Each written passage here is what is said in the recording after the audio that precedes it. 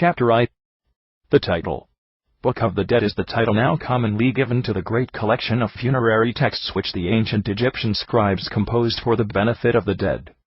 These consist of spells and incantations, hymns and litanies, magical formulae and names, words of power and prayers, and they are found cut or painted on walls of pyramids and tombs, and painted on coffins and sarcophagi and rolls of papyri. The title Book of the Dead is somewhat unsatisfactory and misleading, for the texts neither form a connected work nor belong to one period. They are miscellaneous in character, and tell us nothing about the lives and works of the dead with whom they were buried. Moreover, the Egyptians possessed many funerary works that might rightly be called books of the dead, but none of them bore a name that could be translated by the title Book of the Dead. This title was given to the great collection of funerary texts in the first quarter of the 19th century by the pioneer Egyptologists, who possessed no exact knowledge of their contents. They were familiar with the rolls of papyrus inscribed in the hieroglyphic and the hieratic character, for copies of several had been published, but the texts in them were short and fragmentary. The publication of the facsimile of the papyrus of Ptah-amenemhet 3 by M. Cadet in 1805 made a long hieroglyphic text and numerous colored vignettes available for study, and the French Egyptologists described it as a copy of the ritual funéraire of the ancient Egyptians. Among these was Champollion Lejeune, but later, on his return from Egypt, he and others called it Le Livre des Morts, the Book of the Dead, Das Totenbuch, etc. These titles are merely translations of the name given by the Egyptian tomb robbers to every roll of inscribed papyrus which they found with mummies, namely, Kitab al-Mayyit, Book of the Dead Man, or Kitab al-Mayyitun, Book of the Dead Plur. These men knew nothing of the contents of such a roll, and all they meant to say was that it was a dead man's book, and that it was found in his coffin with him. Chapter 2. The preservation of the mummified body in the tomb by Thoth. The objects found in the graves of the pre-dynastic Egyptians, i.e., vessels of food, flint knives, and other weapons, etc., prove that these early dwellers in the Nile Valley believed in some kind of a future existence. But as the art of writing was unknown to them, their graves contain no inscriptions, and we can only infer from texts of the dynastic period what their ideas about the other world were. It is clear that they did not consider it of great importance to preserve the dead body in as complete and perfect state as possible, for in many of their graves the heads, hands, and feet have been found severed from the trunks, and lying at some distance from them. On the other hand, the dynastic Egyptians, either as the result of a difference in religious belief or under the influence of invaders who had settled in their country, attached supreme importance to the preservation and integrity of the dead body, and they adopted every means known to them to prevent its dismemberment and decay. They cleansed it and embalmed it with drugs, spices, and balsams. They anointed it with aromatic oils and preservative fluids. They swabbed it in hundreds of yards of linen bandages, and then they sealed it up in a coffin or sarcophagus, which they laid in a chamber hewn in the bowels of the mountain. All these things were done to protect the physical body against damp, dry rot and decay, and against the attacks of moth, beetles, worms, and wild animals. But these were not the only enemies of the dead against which precautions had to be taken, for both the mummified body and the spiritual elements which had inhabited it upon earth had to be protected from a multitude of devils and fiends, and from the powers of darkness generally. These powers of evil had hideous and terrifying shapes and forms, and their haunts were well known, for they infested the region through which the road of the dead lay, when passing from this world to the Kingdom of Osiris. The great gods were afraid of them, and were obliged to protect themselves by the use of spells, and magical names, and words of power, which were composed and written down by Thoth. In fact, it was believed in very early times in Egypt that Ra, the sun god, owed his continued existence to the possession of a secret name with which Thoth had provided him. And each morning the rising sun was menaced by a fearful monster called Apep, which lay hidden under the place of sunrise waiting to swallow up the solar disk. It was impossible, even for the sun god, to destroy this great devil, but by reciting each morning the powerful spell with which Thoth had provided him, he was able to paralyze all Apep's limbs, and to rise upon this world. Since then the great gods, even though benevolently disposed towards them, were not able to deliver the dead from the devils that lived upon the bodies, souls, spirits, shadows, and hearts of the dead, the Egyptians decided to invoke the aid of Thoth on behalf of their dead, and to place them under the protection of his almighty spells. Inspired by Thoth, the theologians of ancient Egypt composed a large number of funerary texts which were certainly in general use under the Ith dynasty, about 3700 BC, and were probably well known under the Is dynasty, and throughout the whole period of dynastic history Thoth was regarded as the author of the Book of the Dead. Chapter 3. The Book per Tmhru, or the Chapters of Coming Forth by, or into, the Day, commonly called the Book of the Dead. The spells and other texts which were written by Thoth for the benefit of the dead, and are directly connected with him, were called, according to documents written under the Zith and Vieth dynasties, Chapters of the Coming Forth by, or into, the Day. One rubric in the Papyrus of Nu, Brit. Mus.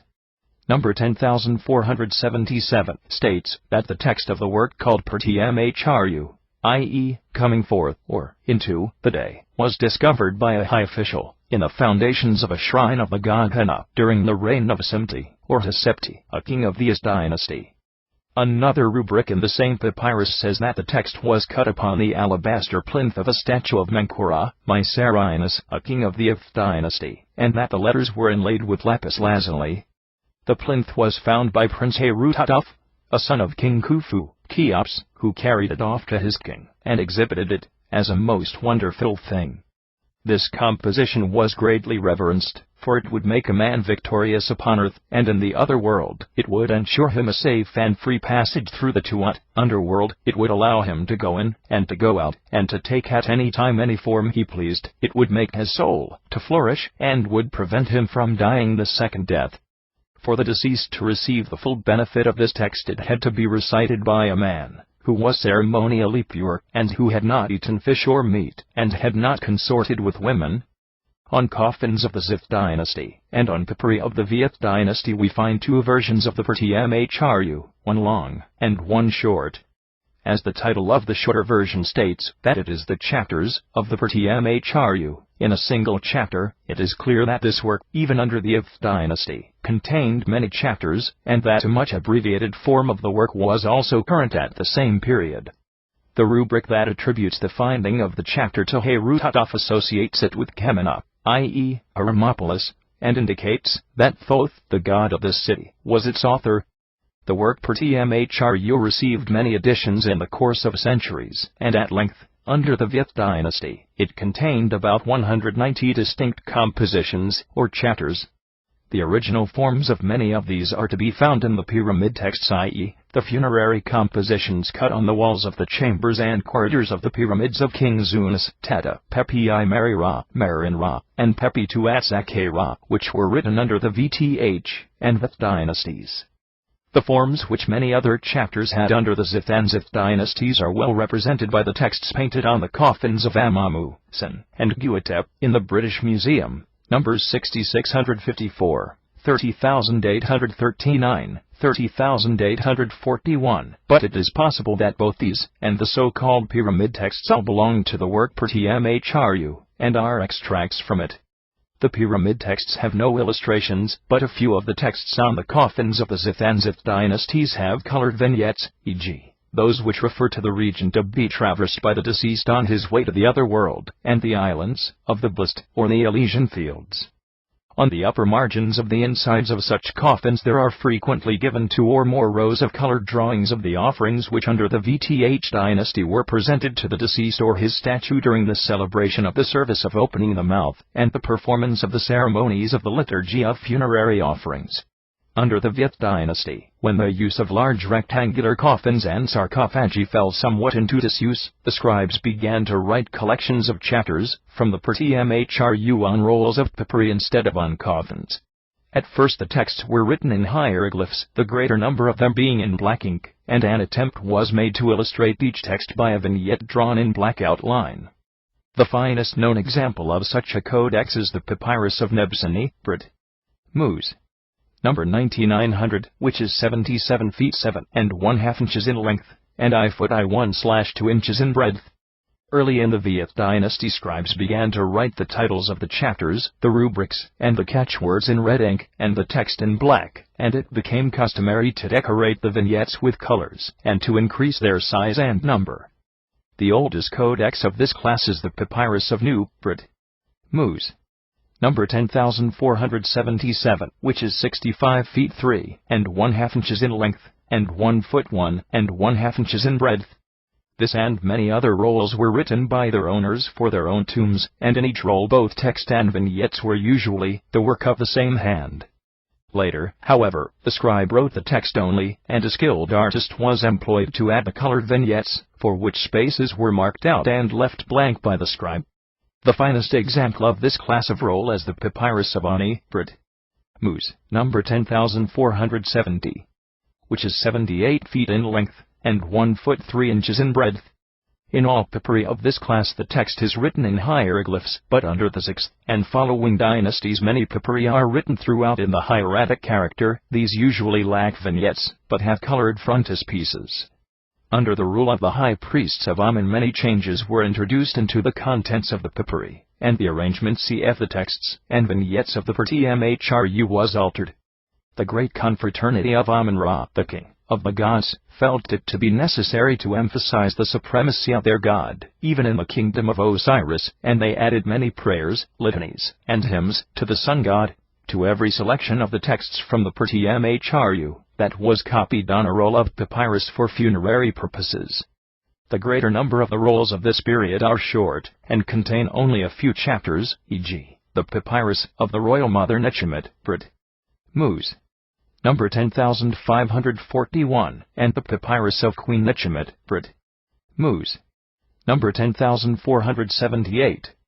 In some the text is very defective and carelessly written, but the colored vignettes are remarkable for their size and beauty. Of this class of roll the finest example is the Papyrus of Anak, Brit. Mus. Number 10,472. The most interesting of all the rolls that were written during the rule of the priest-kings over Upper Egypt is the Papyrus of Princess Nesetenebteshru, Brit. Mus. Number 10,554, now commonly known as the Greenfield Papyrus. It is the longest and widest funerary papyrus known, for it measures 123 feet by 1 foot 6 1/2 inches, and it contains more chapters, hymns, litanies, adorations, and homages to the gods than any other roll. The 87 chapters from the Pertmhru which it contains prove the princess's devotion to the cult of Osiris, and the hymns to Amun-Ra show that she was able to regard this god and Osiris not as rivals, but as two aspects of the same god. She believed that the hidden creative power which was materialized in Amun was only another form of the power of procreation, renewed birth and resurrection which was typified by Osiris. The oldest copies of the Pertmhru which we have on papyrus contain a few extracts from other ancient funerary works, such as the Book of Opening the Mouth, the Liturgy of Funerary Offerings, and the Book of the Two Ways. But under the rule of the priest-kings the scribes incorporated with the chapters of the Pertmhru extracts from the Book of Amituat and the Book of Gates, and several of the vignettes and texts that are found on the walls of the royal tombs of Thebes. One of the most remarkable texts written at this period is found in the Papyrus of Nesekhensut, which is now in the Egyptian Museum in Cairo. This is really the copy of a contract which is declared to have been made between Nesekhensut and Amun-Ra, the holy god, the lord of all the gods. As a reward for the great piety of the queen, and her devotion to the interests of Amun-Ra upon earth, the god undertakes to make her a goddess in his kingdom, to provide her with an estate there in perpetuity, and a never-failing supply of offerings, and happiness of heart, soul, and body, and the daily recital upon earth of the 70 songs of Ra, for the benefit of her soul in the Kurt-Neder, or underworld. The contract was drawn up in a series of paragraphs in legal phraseology by the priests of Amun, who believed they had the power of making their god do as they pleased when they pleased. Little is known of the history of the Pertmhru after the downfall of the priests of Amun, and during the period of the rule of the Nubians, but under the kings of the Xxvit dynasty the book enjoyed a great vogue. Many funerary rolls were written both in hieroglyphs and hieratic, and were decorated with vignettes drawn in black outline, and about this time the scribes began to write funerary texts in the Demotic character. But men no longer copied long selections from the Pertmhru, as they had done under the Vieth, Zixth, and XXTH dynasties, partly because the religious views of the Egyptians had undergone a great change, and partly because a number of books of the dead of a more popular character had appeared. The cult of Osiris was triumphant everywhere, and men preferred the hymns and litanies which dealt with his sufferings, death, and resurrection, to the compositions in which the absolute supremacy of Ra and his solar cycle of gods and goddesses was assumed or proclaimed. Thus, in the lamentations of Isis, and the festival songs of Isis and Nephthys, and the litanies of Seker, and the book of honoring Osiris, etc., the central figure is Osiris, and he alone is regarded as the giver of everlasting life. The dead were no longer buried with large rolls of papyrus filled with chapters of the Pertmhru laid in their coffins, but with small sheets or strips of papyrus, on which were inscribed the above compositions, or the shorter texts of the Book of Breathings, or the Book of Traversing Eternity, or the Book of May My Name Flourish, or a part of the chapter of the Last Judgment. Ancient Egyptian tradition asserts that the book Pertmhru was used early in this dynasty, and the papyri and coffins of the Roman period afford evidence that the native Egyptians still accepted all the essential beliefs and doctrines contained in it. During the 4,000 years of its existence many additions were made to it, but nothing of importance seems to have been taken away from it. In the space here available it is impossible to describe in detail the various recensions of this work, viz.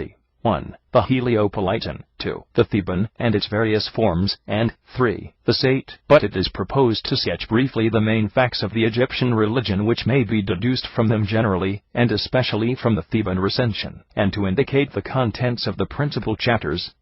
No one papyrus can be cited as a final authority, for no papyrus contains all the chapters, 190, in number, of the Theban recension, and in no two papyri are the selection and sequence of the chapters identical, or is the treatment of the vignettes the same. Chapter 4. Thoth, the author of the Book of the Dead. Thoth, in Egyptian Kudi or Tehuti, who has already been mentioned as the author of the texts that form the Pertmhru, or Book of the Dead, was believed by the Egyptians to have been the heart and mind of the Creator, who was in very early times in Egypt called by the natives Pati, and by foreigners Ra. Thoth was also the tongue of the Creator, and he at all times voiced the will of the great God, and spoke the words which commanded every being and thing in heaven and in earth to come into existence.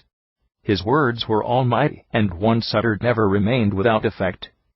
He framed the laws by which heaven, earth, and all the heavenly bodies are maintained. He ordered the courses of the sun, moon, and stars. He invented drawing and design, and the arts, the letters of the alphabet, and the art of writing, and the science of mathematics. At a very early period he was called the scribe, or secretary, of the great company of the gods, and, as he kept the celestial register of the words and deeds of men, he was regarded by many generations of Egyptians as the recording angel. He was the inventor of physical and moral law, and became the personification of justice, and, as the companies of the gods of heaven and earth and the other world appointed him to weigh the words and deeds of men, and his verdicts were unalterable, he became more powerful in the other world than Osiris himself. Osiris owed his triumph over Set in the great judgment hall of the gods entirely to the skill of Thoth, of the wise mouth, as an advocate, and to his influence with the gods in heaven. And every follower of Osiris relied upon the advocacy of Thoth to secure his acquittal on the day of judgment, and to procure for him an everlasting habitation in the kingdom of Osiris. Chapter V. Thoth and Osiris. The Egyptians were not satisfied with the mere possession of the texts of Thoth when their souls were being weighed in the great scales in the judgment hall of Osiris, but they also wished Thoth to act as their advocate on this dread occasion, and to prove their innocence, as he had proved that of Osiris before the great gods in prehistoric times. According to a very ancient Egyptian tradition, the god Osiris, who was originally the god of the principle of the fertility of the Nile, became incarnate on earth as the son of Geb, the earth god, and Nut, the sky goddess. He had two sisters, Isis and Nephthys, and one brother, Set. He married Isis and Set married Nephthys. Geb set Osiris on the throne of Egypt, and his rule was beneficent, and the nation was happy and prosperous. Set marked this, and became very jealous of his brother, and wished to slay him so that he might seize his throne, and take possession of Isis, whose reputation, as a devoted and loving wife and able manager, filled the country. By some means or other Set did contrive to kill Osiris. According to one story, he killed him by the side of a canal at Netoc, near Abydos, and according to another he caused him to be drowned. Isis, accompanied by her sister Nephthys, went to Netoc, and rescued the body of her lord, and the two sisters, with the help of Unp, a son of Ra the sun god, embalmed it. They then laid the body in a tomb, and a sycamore tree grew round it and flourished over the grave. A tradition which is found in the pyramid text states that before Osiris was laid in his tomb, his wife Isis, by means of her magical powers, succeeded in restoring him to life temporarily, and made him beget of her an heir, who was called Horus. After the burial of Osiris, Isis retreated to the marshes in the delta, and there she brought forth Horus. In order to avoid the persecution of Set, who on one occasion succeeded in killing Horus by the sting of a scorpion, she fled from place to place in the delta, and lived a very unhappy life for some years. But Thoth helped her in all her difficulties, and provided her with the words of power which restored Horus to life, and enabled her to pass unharmed among the crocodiles and other evil beasts that infested the waters of the delta at that time. When Horus arrived at years of maturity, he set out to find Set, and to wage war against his father's murderer. At length they met, and a fierce fight ensued, and though Set was defeated before he was finally hurled to the ground, he succeeded in tearing out the right eye of Horus and keeping it. Even after this fight, Set was able to persecute Isis, and Horus was powerless to prevent it, until Thoth made Set give him the right eye of Horus which he had carried off. Thoth then brought the eye to Horus, and replaced it in his face, and restored sight to it by spitting upon it. Horus then sought out the body of Osiris in order to raise it up to life, and when he found it he untied the bandages so that Osiris might move his limbs, and rise up. Under the direction of Thoth, Horus recited a series of formulas, as he presented offerings to Osiris, and he and his sons and Anubis performed the ceremonies which opened the mouth, and nostrils, and the eyes, and the ears of Osiris. He embraced Osiris, and so transferred to him his Ka, i.e., his own living personality and virility, and gave him his eye which Thoth had rescued from Set, and had replaced in his face. As soon as Osiris had eaten the eye of Horus, he became endowed with the soul and vital power, and recovered thereby the complete use of all his mental faculties, which death had suspended. Straightway he rose up from his bier, and became the lord of the dead and king of the underworld.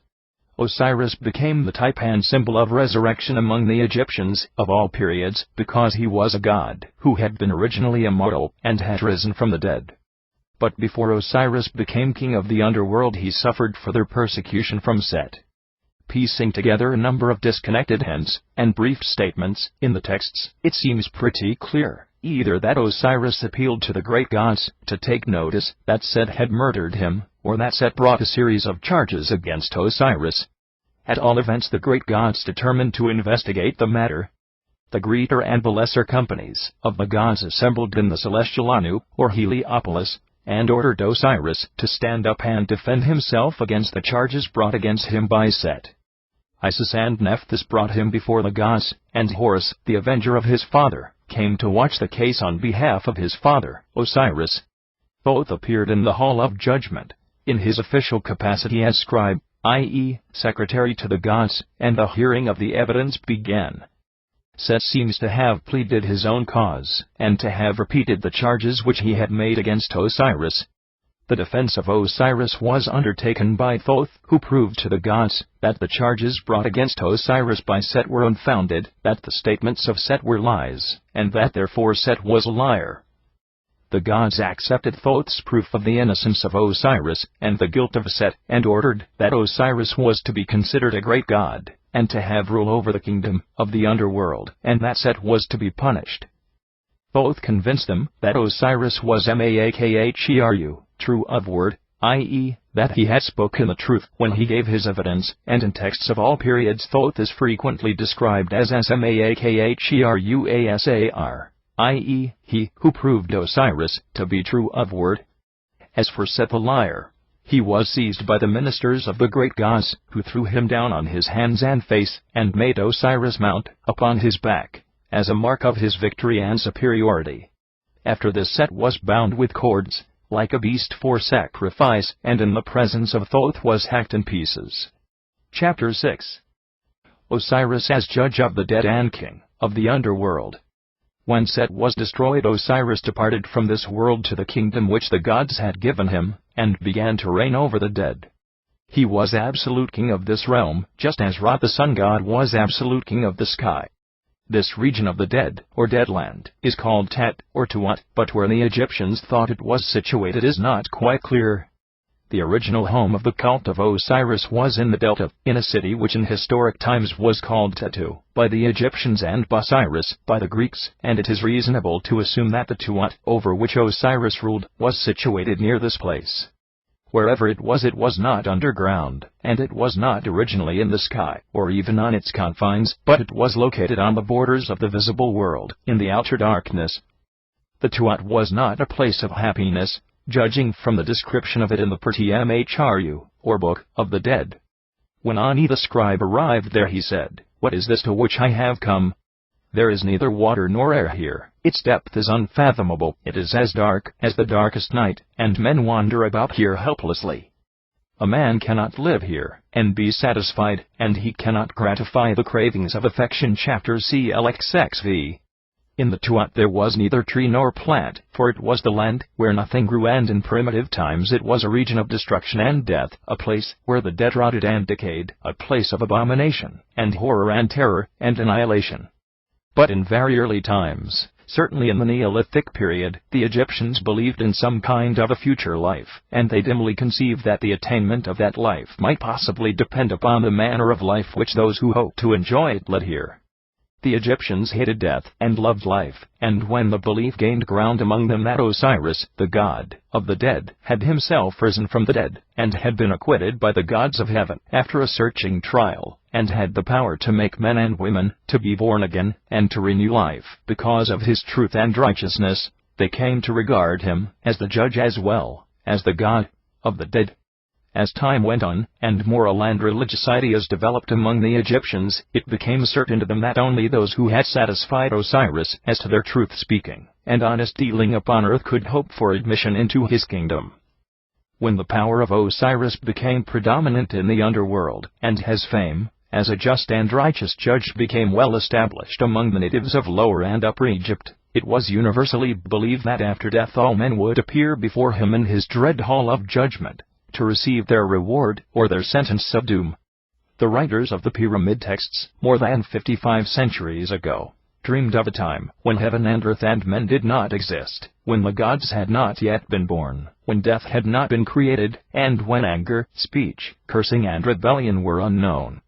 But that time was very remote, and long before the great fight took place between Horus and Set, when the former lost his eye, and the latter was wounded in a vital part of his body.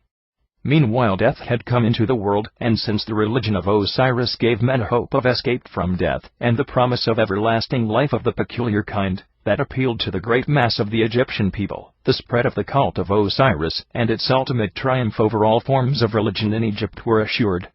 Under the early dynasties the priesthood of Anu, the An of the Bible, strove to make their sun god Ra preeminent in Egypt, but the cult of this god never appealed to the people as a whole. It was embraced by the pharaohs and their high officials and some of the nobles, and the official priesthood, but the reward which its doctrine offered was not popular with the materialistic Egyptians. A life passed in the boat of Ra, with the gods, being arrayed in light, and fed upon light, made no appeal to the ordinary folk, since Osiris offered them, as a reward, a life in the field of reeds, and the field of offerings of food, and the field of the grasshoppers, and everlasting existence, in a transmuted and beautified body among the resurrected bodies of father and mother, wife and children, kinsfolk and friends. But, as according to the cult of Ra, the wicked, the rebels, and the blasphemers of the sun god suffered swift and final punishment, so also all those who had sinned against the stern moral law of Osiris, and who had failed to satisfy its demands, paid the penalty without delay.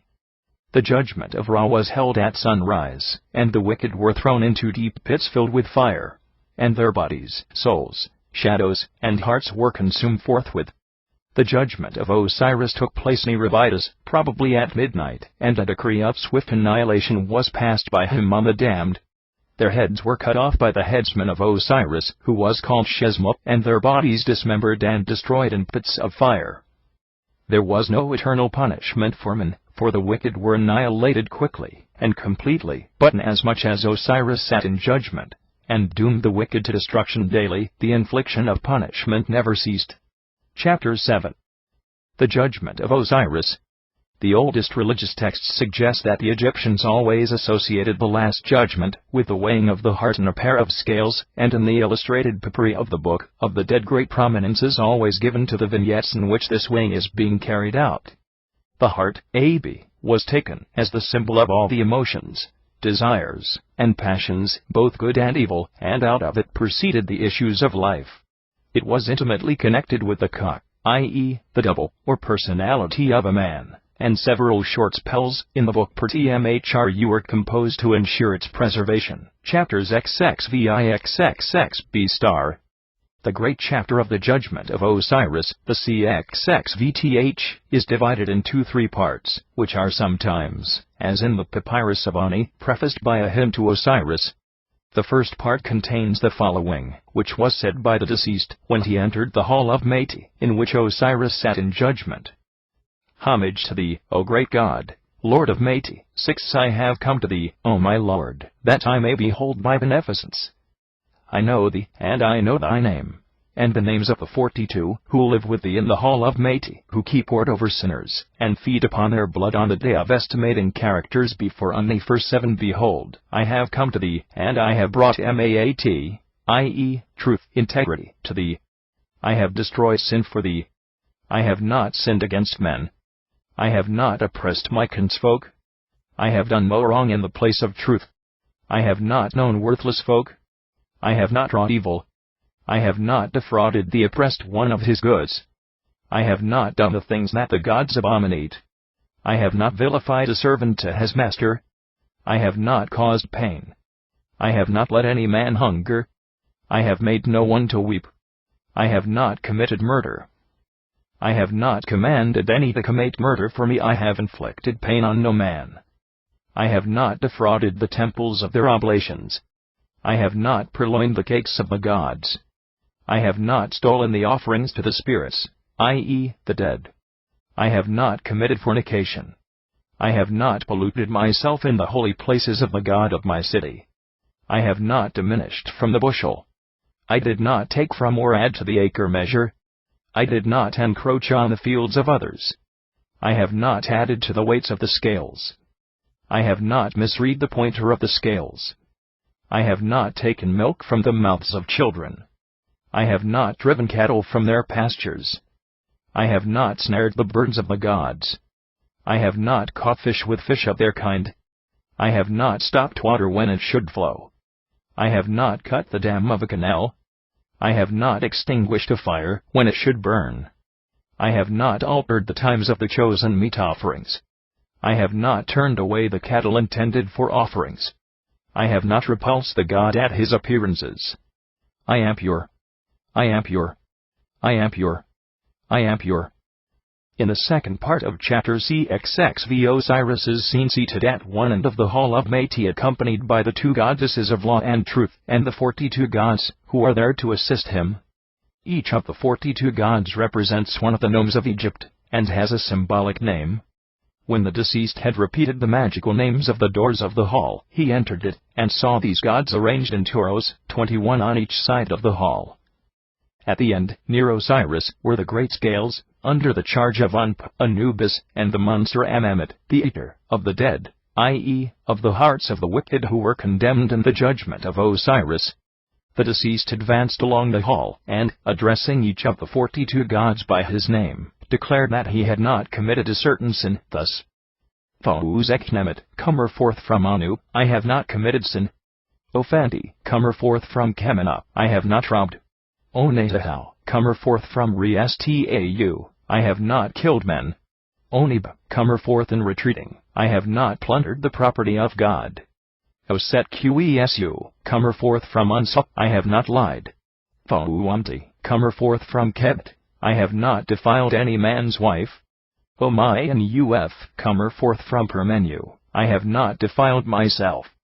Otemseb, comer forth from Tetu, I have not cursed the king. Onifertem, comer forth from Hekata, I have not acted deceitfully, I have not committed wickedness. Onekan, comer forth from Akok, I have not turned a deaf ear to the words of the law, or truth. The names of most of the 42 gods are not ancient, but were invented by the priests probably about the same time as the names in the Book of Him, that is in the Tuat, and the Book of Gates, i.e., between the Zith and the Vieth dynasties. Their artificial character is shown by their meanings. Vasuzeknemet means he of the long strides, Fenthi means he, of the nose, Nahaha means stinking member, Sat Quesu means breaker of bones, etc. The early Egyptologists called the second part of the CXXVTH chapter the negative confession, and it is generally known by the somewhat inexact title to this day. In the third part of the CXXVTH chapter comes the address which the deceased made to the gods, after he had declared his innocence of the sins enumerated before the 42 gods. He says, "Homage to you, O ye gods who dwell in your hall of Mati. I know you, and I know your names. Let me not fall under your slaughtering knives. Bring not my wickedness to the notice of the God, whose followers ye are. Let not the affair of my judgment come under your jurisdiction. Speak ye the law, or truth, concerning me before Nebuchadnezzar. 8 For I performed the law, or truth, in Diamera, i.e., Egypt. I have not blasphemed the God. No affair of mine came under the notice of the king in his day. Homage to you, O ye who are in your hall of Mati, who have no lies in your bodies, who live on truth, who eat truth before Horus, the dweller in his disk. Deliver ye me from the Bai-9 who liveth upon the entrails of the mighty ones on the day of the great reckoning. At. Behold me. I have come to you without sin, without deceit, without evil, without false testimony. I have not done an evil thing. I live upon truth and I feed upon truth. I have performed the behests of men, and the things that satisfy the gods.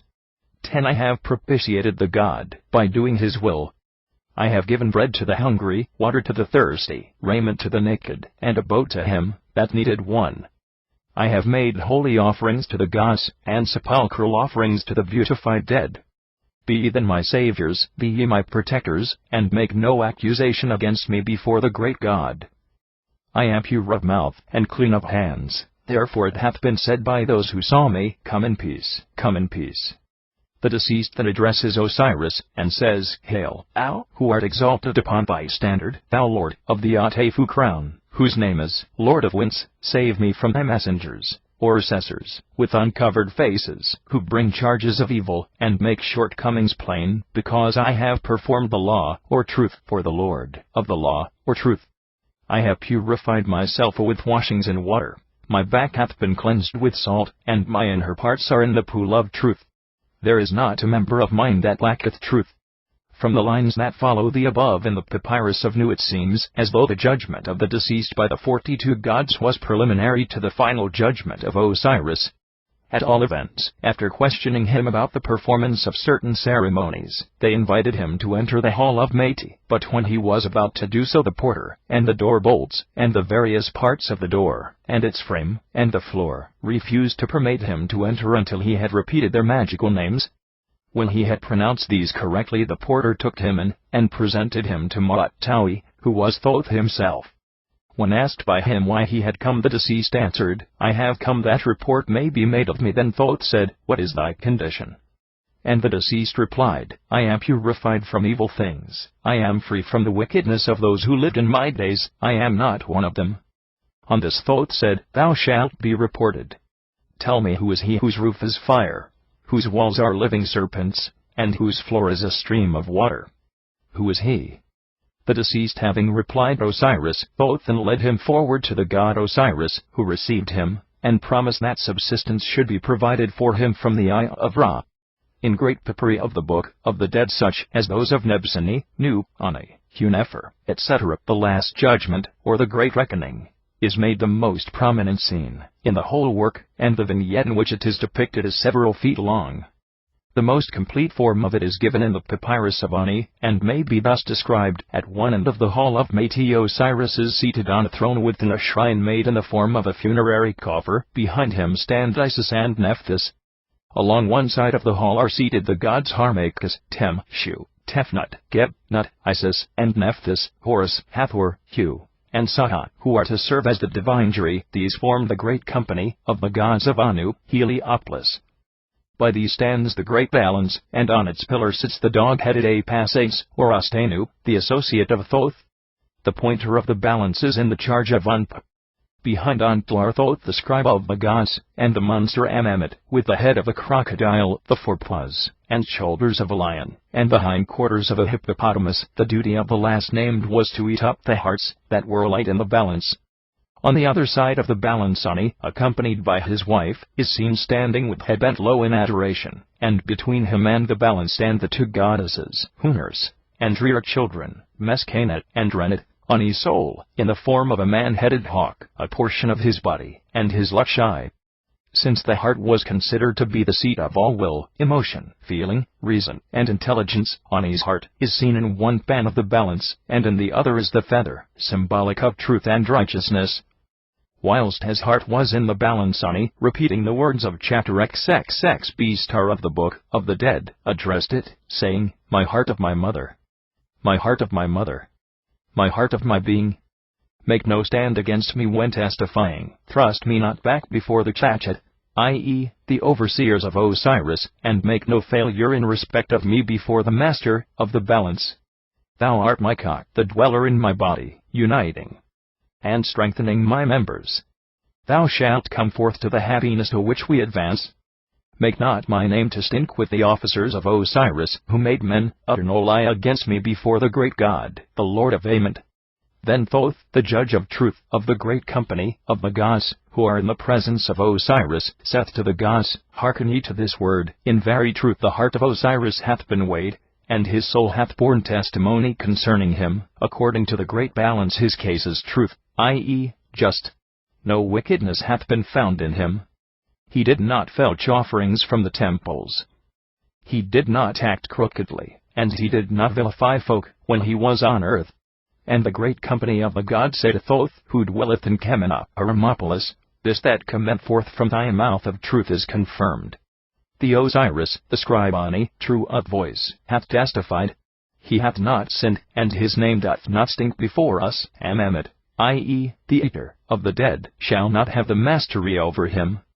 Let there be given unto him offerings of food, and an appearance before Osiris, and an abiding homestead in the field of offerings, as unto the followers of Horus." Thus the gods have declared that Ani is true of voice, as was Osiris, and they have called Ani Osiris, because in his purity of word and deed he resembled that god.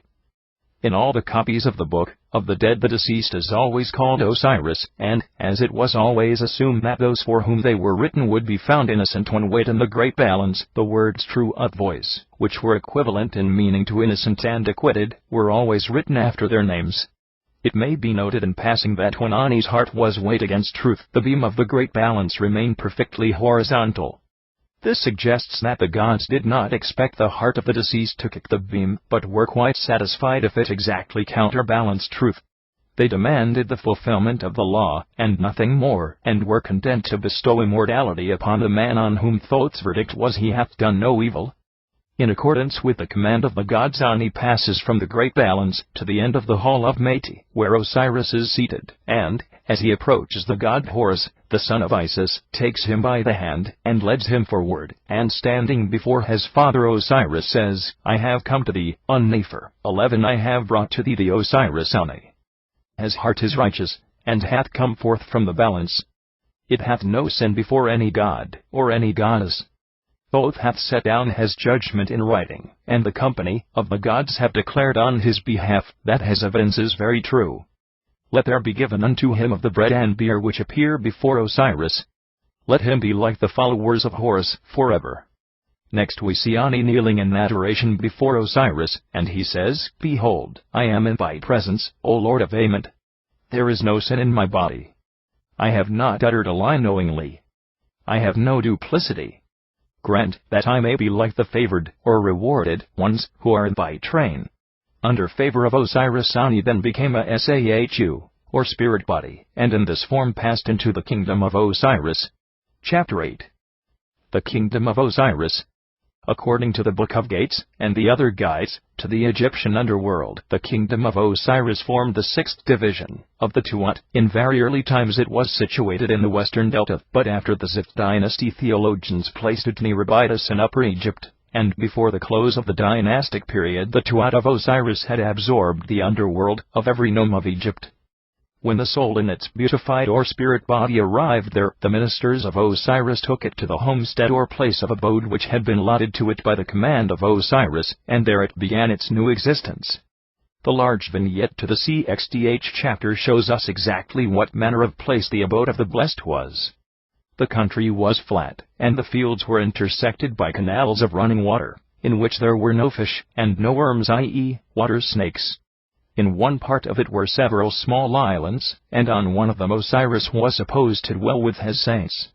It was called the Island of Truth, and the ferryman of Osiris would not convey to it any soul that had not been declared true of word by Thoth, Osiris, and the great gods, at the great reckoning. The portion of the Kingdom of Osiris depicted in the large books of the dead represents in many respects a typical Egyptian farm, and we see the deceased engaged in plowing, and reaping, and driving the oxen that are treading out the corn. He was introduced into the Sekhet Hetput, a section of the Sekhet Heru, i.e., Field of Reeds, or the Elysian Fields by Thoth, and there he found the souls of his ancestors, who were joined to the company of the gods. One corner of this region was specially set apart for the dwelling place of the Avaku, i.e., beautified souls, or spirit souls, who were said to be 7 cubits in height, and to reap wheat or barley which grew to a height of 3 cubits. Near the spot were moored 2 boats that were always ready for the use of the denizens of that region. They appear to have been spirit boats, i.e., boats which moved of themselves and carried the beautified wheresoever they wanted to go without any trouble or fatigue on their part. How the beautified passed their time in the Kingdom of Osiris may be seen from the pictures cut on the alabaster sarcophagus of Seti I, now preserved in Sir Johnson's Museum in Lincoln's Inn Fields. Here we see them occupied in producing the celestial food on which they and the god live. Some are tending the wheat plants as they grow, and others are reaping the ripe grain. In the texts that accompany these scenes the ears of wheat are said to be the members of Osiris, and the wheat plant is called the Maat plant. Osiris was the wheat god and also the personification of Mut, i.e., truth, and the beautified lived upon the body of their god, and ate him daily, and the substance of him was the bread of everlastingness, which is mentioned in the pyramid texts. The beautified are described as those who have offered up incense to the gods, and whose cow, i.e., doubles, or persons, have been washed clean. They have been reckoned up and they are Maat, i.e., truth, in the presence of the great God who destroyed sin. Osiris says to them, "Ye are truth of truth, rest in peace." And of them he says, "They were doers of truth whilst they were upon earth, they did battle for their God, and they shall be called to the enjoyment of the land, of the house of life with truth. Their truth shall be reckoned to them in the presence of the great God who destroyed sin." Then addressing them again Osiris says, "Ye are beings of truth, O ye truths. Take ye your rest because of what ye have done, becoming even as those who are in my following, and to direct the house of him, whose soul is holy. Ye shall live there even as they live, and ye shall have dominion over the cool waters of your land. I command that ye have your being to the limit of that land with truth and without sin." In these passages we have the 2 conceptions of Osiris well illustrated.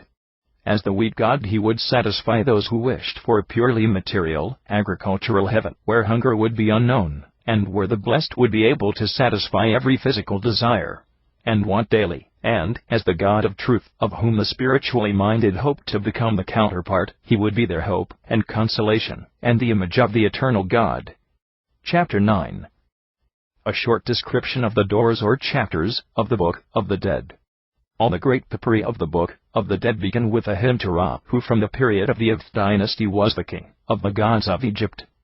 His cult was finally established under the Vth dynasty, when the king of Egypt began to call himself in official documents and monuments son of the sun, Sa-Ra. This hymn is supposed to be sung by the deceased, who says, "Homage to thee, O Ra, at thy beauteous rising. Thou risest, thou shinest at the dawn. Thou art king of the gods, and the mighty goddesses embrace thee. The company of the gods praise thee at sunrise, and at sunset. Thou sailest over the heights of heaven, and thy heart is glad. Thy morning boat meeteth thy evening boat, with fair winds. Thy father is the sky god, and thy mother is the sky goddess, and thou art Horus, of the eastern and western skies. O thou only one, O thou perfect one, O thou, who art eternal, who art never weak, whom no mighty one can abase, none hath dominion over the things which appertain to thee. Homage to thee in thy characters of Horus, Tem, and Khepera, thou great hawk, who makest man to rejoice by thy beautiful face. When thou risest, men and women live. Thou renewest thy youth, and dost set thyself in the place where thou wast yesterday. O divine youth, who art self-created, I cannot comprehend thee. Thou art the Lord of heaven and earth, and didst create beings celestial and beings terrestrial. Thou art the God One, who camest into being in the beginning of time. Thou didst create the earth, and man. Thou didst make the sky, and the celestial river Heb. Thou didst make the waters, and didst give life unto all that therein is. Thou hast knit together the mountains, thou hast made mankind, and the beasts of the field to come into being, and hast made the heavens, and the earth. The fiend neck is overthrown, his arms are cut off. O thou divine youth, thou heir of everlastingness, self-begotten and self-born, one, might, of myriad forms and aspects, Prince of An, i.e., On, Lord of eternity, everlasting ruler, the company of the gods rejoice in thee. As thou risest thou growest greater, thy rays are upon all faces. Thou art unknowable, and no tongue can describe thy similitude, thou existest alone.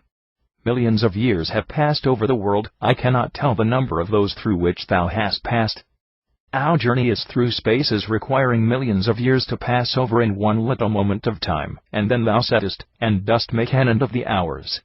The subject matter of the above extract is treated at greater length in Chapter 15, which contains a long hymn to Ra at his rising, or Amun-Ra, or Ra united to other solar gods, e.g., Horus and Khepera, and a short hymn to Ra at his setting.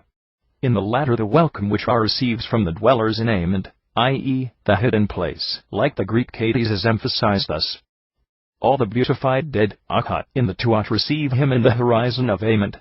They shout praises of him in his form of Tem, i.e., the setting sun. Thou didst rise, and put on strength, and thou settest, a living being, and thy glories are in Ament. The gods of Ament rejoice in thy beauties, or beneficence. The hidden ones worship thee, the aged ones bring thee offerings, and protect thee. The souls of Ament cry out, and when they meet thy majesty, life, strength, health be to thee. They shout hail! Hail! The lords of the mansions of the Tuat stretch out their hands to thee from their abodes, and they cry to thee, and they follow in thy bright train, and the hearts of the lords of the Tuat rejoice when thou sendest thy light into Ament. Their eyes follow thee, they press forward to see thee, and their hearts rejoice at the sight of thy face. Thou hearkenest to the petitions of those who are in their tombs, thou dispellest their helplessness, and drivest away evil from them. Thou givest breath to their nostrils. Thou art greatly feared, thy form is majestic, and very greatly art thou beloved by those who dwell in the other world. The introductory hymn to Ra is followed by a hymn to Osiris, in which the deceased says, Glory be to thee, O Osiris Un-Nefer, thou great god in Osiris, King of eternity, Lord of everlastingness, God, whose existence is millions of years, eldest son of Nut, begotten by Geb, the ancestor chief, Lord of the crowns, of the south, and the north, Lord of the high white crown. Thou art the governor of gods, and of men, and hast received the scepter, the whip, and the rank of thy divine fathers. Let thy heart in Ament be content, for thy son Horus is seated upon thy throne. Thou art Lord of Tetu, Osiris, and governor of Osiris. Thou makest fertile the two lands, i.e., all Egypt, by thy true word, before the Lord, to the uttermost limit. Thy power is widespread, and great is the terror of thy name, Osiris. Thou endurest for all eternity in thy name of Un-Nefer, i.e., beneficent being. Homage to thee, King of kings, Lord of lords, Governor of governors, who from the womb of the sky goddess hast ruled the world and the underworld. Thy limbs are as silver gold, thy hand is blue like lapis lazuli, and the space on either side of thee is of the color of turquoise, or emerald. Thou God An of millions of years, thy body is all-pervading, O dweller in the land of holiness, thy face is beautiful, the gods come before thee bowing low. They hold thee in fear. They withdraw and retreat when they see the awfulness of Ra upon thee. The thought of the conquests of thy majesty is in their hearts. Life is with thee. Let me follow thy majesty, as when I was on earth. Let my soul be summoned, and let it be found near the lords of truth. I have come to the city of God, the region that is eternally old, with my soul, Ba, double Ka, and spirit soul, Aku, to be a dweller in this land. Its God is the Lord of truth. He giveth old age to him that worketh truth, and honor to his followers, and at the last abundant equipment for the tomb, and burial, in the land of holiness. I have come unto thee, my hands hold truth, and there is no falsehood in my heart. Thou hast set truth before thee, I know on what thou livest. I have committed no sin in this land, and I have defrauded no man of his possessions. Chapter CLXXXII. Chapter I was recited by the priest who accompanied the mummy to the tomb, and performed the burial ceremonies there. In it the priest, Kheragb, assumed the character of Thoth, and promised the deceased to do for him all that he had done for Osiris in days of old. Chapter it gave the Sahu, or spirit body, power to enter the Tuat immediately after the burial of the material body, and delivered it from the 9 worms that lived on the dead. Chapters I-4 are short spells written to give the deceased power to revisit the earth, to join the gods, and to travel about the sky. Chapters V and 6 provided for the performance of agricultural labors in the other world. The text of Chapter 6 was cut on figures made of stone, wood, etc., a shatu, which were placed in the tomb, and when the deceased recited it, these figures became alive, and did everything he wished. The shatu figure took the place of the human funerary sacrifice which was common all over Egypt, before the general adoption of the cult of Osiris, under the Zith dynasty. About 700 shatu figures were found in the tomb of Seti I, and many of them are in the British Museum. Chapter 7 is a spell to destroy the great serpent Apep, the archenemy of Horus the Elder, Ra, Osiris, Horus son of Isis, and of every follower of Osiris. Chapters 8 and 9 secured a passage for the deceased through the Tuat, and chapters X and 11 gave him power over the enemies he met there. Chapters 12 and 13 gave him great freedom of movement in the kingdom of Osiris. Chapter 14 is a prayer in which Osiris is entreated to put away any feeling of dissatisfaction that he may have for the deceased, who says, "Wash away my sins, Lord of truth, destroy my transgressions, wickedness, and iniquity, O God of truth. May this God be at peace with me, destroy the things that are obstacles between us, give me peace, and remove all dissatisfaction from thy heart in respect of me." Chapter 15 has several forms, and each of them contains hymns to Ra, which were sung daily in the morning and evening. Specimen paragraphs are given above, pages 33-34. Chapter 16 is only a vignette that illustrates Chapter 15. Chapter 17 is a very important chapter, for it contains statements of divine doctrine as understood by the priests of Heliopolis. The opening words are, "I am Tum, in rising. I am the only one. I came into being in Nu, the sky. I am Ra, who rose in primeval time, ruler of what he had made." Following this comes the question, who is this? And the answer is, it is Ra, who rose in the city of Ansa in primeval time, crowned as king. He existed on the height of the dweller in Kemena, i.e., both of Hermopolis, before the pillars that support the sky were made. Chapter 18 contains the addresses to Thoth, who is entreated to make the deceased to be declared innocent before the gods of Heliopolis, Osiris, Letopolis, Mendes, Abydos, etc. These addresses formed a very powerful spell which was used by Horus, and when he recited it 4 times all his enemies were overthrown and cut to pieces. Chapters 19 and 20 are variant forms of Chapter 18. Chapters XXI-23 secured the help of Thoth in opening the mouth of the deceased, whereby he obtained the power to breathe and think, and drink, and eat. Thoth recited spells over the gods whilst untied the bandages and forced open their mouths with an iron knife. Chapter 24 gave to the deceased knowledge of the words of power Heka, which were used by the great god Temkapera, and Chapter 25 restored to him his memory. 5 chapters, XXVI 30, contain prayers and spells whereby the deceased obtained power over his heart and gained absolute possession of it. The most popular prayer is that of Chapter XXXB, see above, page 4, which, according to its rubric, was found, i.e., edited, by Herutatuf, the son of the great Cheops, about 3600 BC. This prayer was still in use in the early years of the Christian era.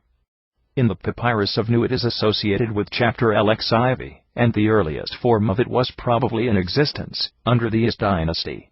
Chapters XXXIXLII were written to deliver the deceased from the great crocodile Sui, and the serpents Rarakansaksek, and the lynx, with its deadly claws, and the beetle Apshat, and the terrible Merti-snake goddesses, and a group of 3 particularly venomous serpents, and a personification of Set, the god of evil, and the eater of the ass, and a series of beings who lived by slaughtering the souls of the dead.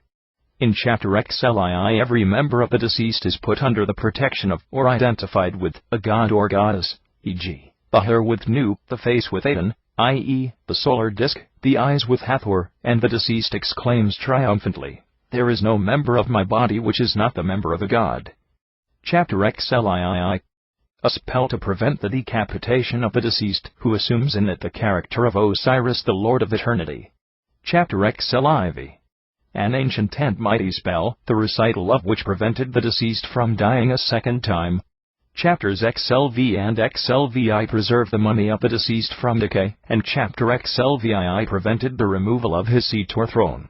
Chapter L enabled the deceased to avoid the block of execution of the god Shesma. Chapters LIII provided the deceased with pure food and clean water from the table of the gods. He lived upon what they lived upon, and so became one with them. Chapters LIVLXII gave the deceased power to obtain cool water from the celestial Nile and the springs of waters of heaven, and being identified with Shu, the god of light and air, he was enabled to pass over all the earth at will. His life was that of the egg of the great cackler, and the goddess Sesheta built a house for him in the celestial Anu, or Heliopolis. The recital of chapter LXII enabled the deceased to avoid drinking boiling water in the Tuat. The water in some of its pools was cool and refreshing to those who were speakers of the truth, but it turned into boiling water, and scalded the wicked when they tried to drink of it. Chapter LXIV is an epitome of the whole Book of the Dead, and it formed great and divine protection for the deceased.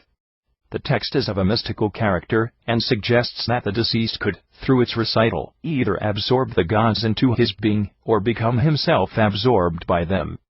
Its rubric orders abstention from meats, fish, and women, on the part of those who were to recite it. Chapter LXV gave the deceased victory over all his enemies, and chapters LXVI and LXVII gave him access to the boat of Ra. Chapters LXVII-LXX procured him complete freedom of motion in heaven and on earth. Chapter LXXI is a series of addresses to the 7 spirits, who punished the wicked in the Kingdom of Osiris, and chapter LXXII aided the deceased to be reborn in the Mezque chamber. The Mezque was originally a bull skin in which the deceased was wrapped. Chapter LXXII is the same as chapter 9. Chapters LXXIV and LXXV secured a passage for the deceased in the Anu boat of Seker the death god, and chapter LXXVI brought to his help a praying mantis which guided him through the bush to the house of Osiris.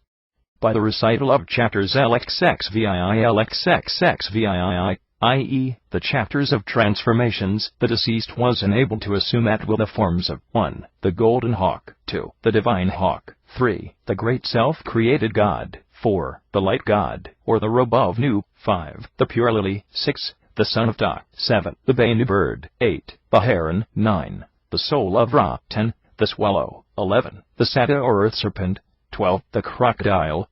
Chapter LXXXIX brought the soul, Ba, of the deceased to his body in the Tuat, and chapter XC preserved him from mutilation and attacks of the god, who cut off heads and slit foreheads.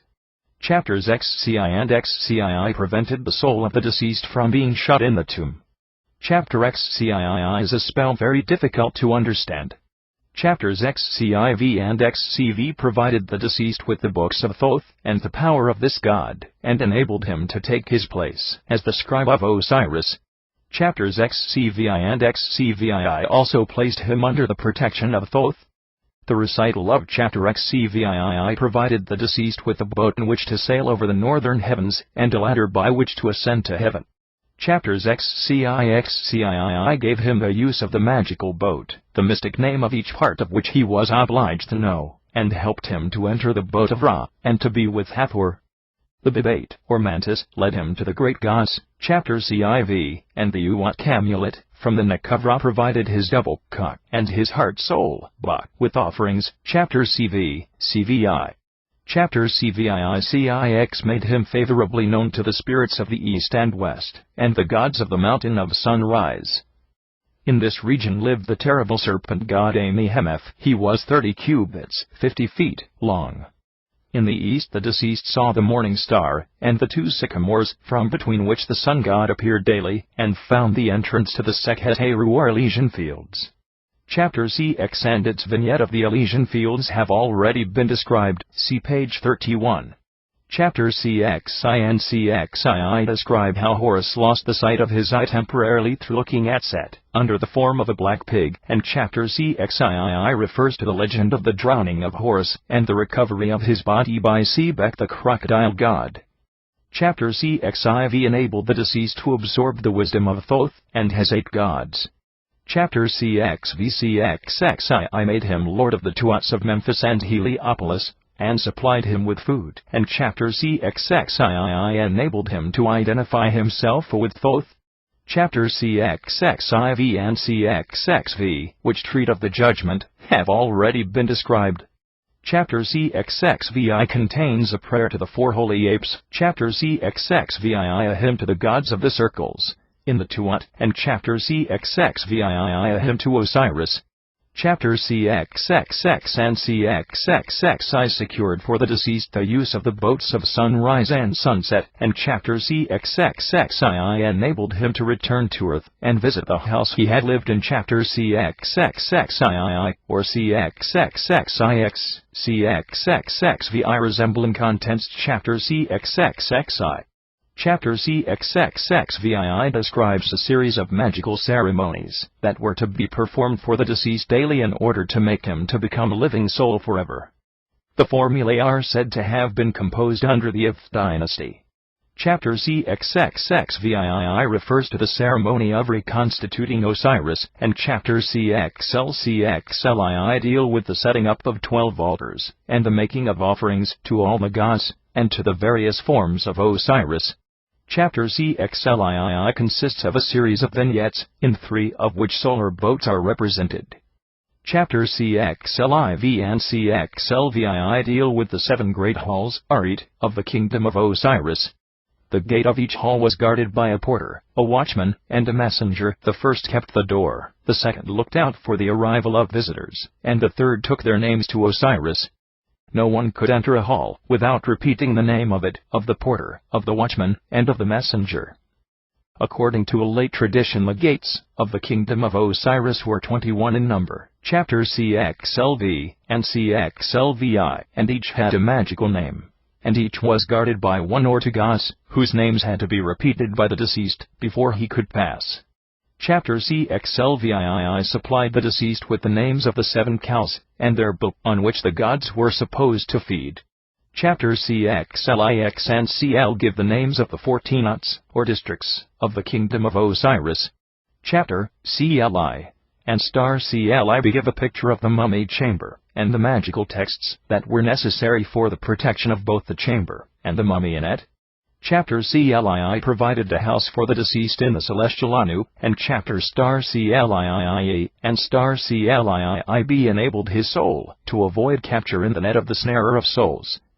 Chapter CLIV is an address to Osiris, in which the deceased says, "I shall not decay, nor rot, nor putrefy, nor become worms, nor see corruption.